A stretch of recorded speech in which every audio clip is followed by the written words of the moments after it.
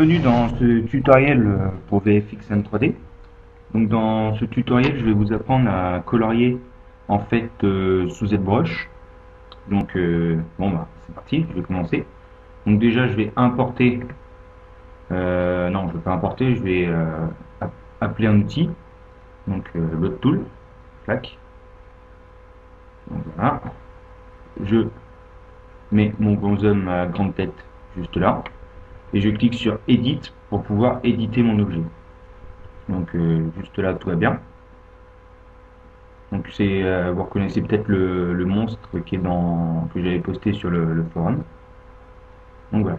On va d'abord lui choisir un matériel de base en fait pour pouvoir colorier ensuite dessus. Donc, je crois que je vais mettre un matériel de peau. Non, trop brillant. Ça c'est trop nul aussi. Je vais mettre ça, tiens. Ça c'est pas mal.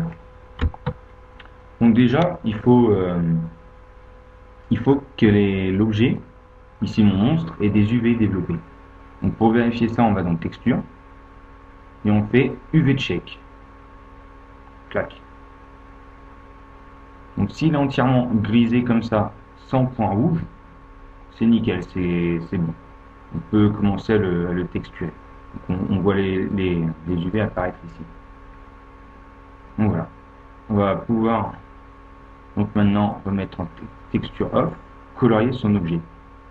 Donc pour colorier son objet, qu'est-ce qu'il faut faire déjà?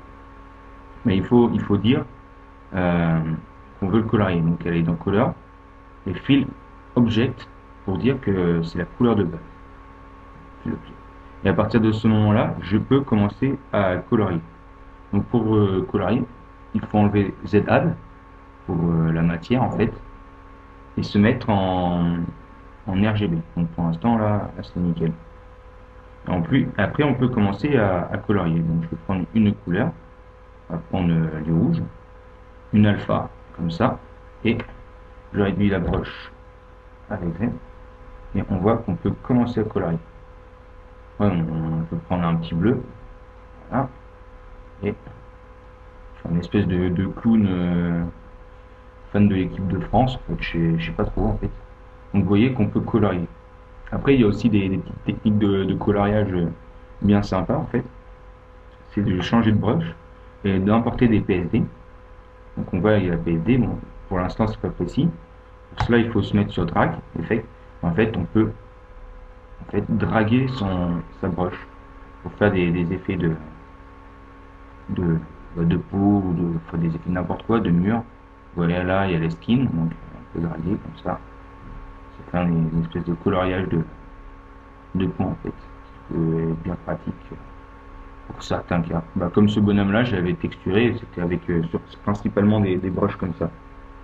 Donc une fois qu'on a texturé son objet, on va vérifier que ça a bien pris en fait, qu'une texture a bien été créée pour l'objet avec les nouvelles couleurs. Donc pour faire ça, on fait Color to Texture. Voilà, ça se fait. Et on voit bien là, en fait, on voit bien une nouvelle texture avec ce qu'on vient de peindre. Donc après, il suffit d'aller dans Texture, Export, et puis de l'importer dans son logiciel 3D préféré. Donc voilà. Et si jamais on se rend compte qu'on a oublié quelque chose, si j'essaye de repeindre, je n'y arrive plus. Donc en fait, il faut dire Texture, retourner à la couleur, donc Texture to Color, juste là. Et à partir de là, on attend un peu, et à partir de là, on peut continuer à recolorier. Donc voilà, c'est bien pratique pour colorier. Personnellement, je préfère cette technique de coloriage par rapport à Body Paint. Enfin, quoique Body Paint est on va dire plus proche de Photoshop, donc d'un côté c'est sympa. Je veux dire, ZBrush est beaucoup plus intuitif, plus rapide je trouve.